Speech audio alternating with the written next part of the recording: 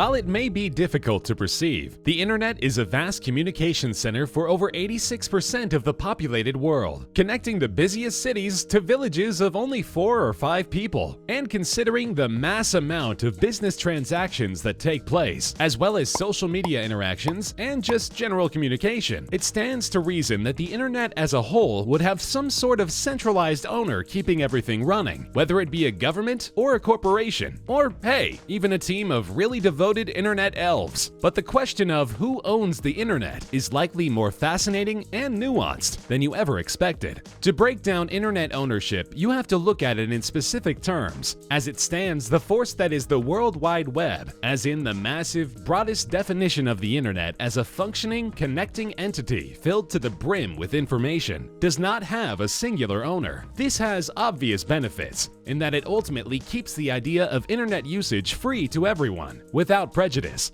But it also makes a few things a bit more difficult. For one, the competitive market for internet ownership sometimes has difficulty not lining up with a country's specified politics. The United States, for instance, has internet that is run by specialized companies who charge for setup, usage, connectivity, and data. These are companies known as internet service providers like AT&T, Sprint, or Verizon. Other countries, like China, have strict regulations and censorship laws to their internet providers in order to stay on good terms with the Chinese government. On an even smaller scale, we find cable and DSL companies, which exist to connect you, the consumer, to an internet provider such as AT&T, Sprint, or Verizon. These are companies like Time Warner Cable or Spectrum, and are the people that you generally call up and yell at when your internet isn't working. That's the basic structure of the internet, with IXPs, or Internet Exchange Points, that connect and intertwine some of the larger businesses in order to make sure there's full coverage.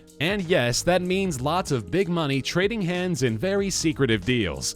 So, if those are the companies that effectively own the internet, who is responsible for regulating it? And for that, we turn to a number of organizations and entities that function both privately and publicly on an international scale to make sure that the internet as a whole functions properly. These agencies, such as the Internet Engineering Task Force or the Internet Architecture Board, each fulfill a specific duty that specializes in internet security or managing the basic structure of websites and online traffic. In a world where hackers and cyber terrorists continue to be a growing threat, with literal millions of attacks daily, these organizations help more local agencies like the FBI track down and neutralize the cyber attacks. So, the next time you're thinking about the endless corners of the universe, and you're curious just who is behind the strings and just how they make their profit, know that the world has effectively come together to provide one of the greatest services possible, and the people making a profit off of the internet's maintenance can never officially own it.